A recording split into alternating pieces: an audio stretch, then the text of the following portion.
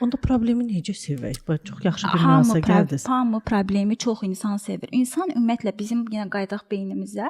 Bizim beynimiz ümumiyyətlə həzz sistemi ilə çalışır. Nədən həzz alırsınızsa, biz başlayırıq ondan daha çox istəməyə. Məsələn, ona görə insanlar baxın kiçik alüdəçiliklərə çox tez olur. Yəni bir dənə siqaret çəkir, dərhal yəni başlayır alüdəçi, bir şokolada alüdəçi, düzdür? Ona görə ki, bir dəfə yedi, həzzi aldı. Hər şey. Yəni bir dəfə daddınız onu, həzzi aldınız, deyirsiniz ki, biraz da olsun. Başlayır alüdəçi olmağa. Və bir çox insan da özü bilmədən, yəni hər kəs bu həyatdan əslində həzz alır, amma necə həzz alır? Siz o zehninizi necə tərbiyə etmisinizsə, bəlkə mən konfliktdən həzz alıram. Bəlkə mən məsələn davadalaşdan həzz alıram. Bunu çox insanın boynuna qoymaq çətindir, amma biz üstündə işləyəndə görürük ki, bəli, məsələn hər şey yolunda gedir.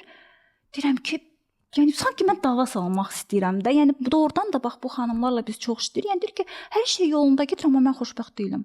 Nədir problem? Baxırıq ki, çünki zehin o qədər öyrəşib ki, məsələn, problemin içində survive etməyə, problemlərin içərisində məsələn bir şeyi həll edib, onun zövqünü yaşamağa o qədər öyrəşib ki, hər şey yaxşı gedəndə deyir ki, nəsə elə bir o deyil. Həzz ala bilmir. Hətta fikir verin, o çox zaman bəylər deyirlər, deyir ki, biz deyir ağıllı olduq, ya nə bilim sevəcən olduq, nə oldu ki, xanımlar bizi bəyənmirlər məsələn. Çünki bəzi xanımların da oradan da yəni bizim o zehnimizdə elə qurulub ki, sevgi modeli, sanki adrenalinin və həyəcanın üstünə hardakı dava var, dalaş var, biz küsürük bütün günü, ondan sonra barışırıq. Bax, onun üstünə qurulub da ya. Məsələn, bizim qarşımıza çıxır belə bir bəy ki, dava yoxdur, dalaş yoxdur, bizə hər gün gül gətirib, biz deyirik ki, sıxıcıdır bu kişi.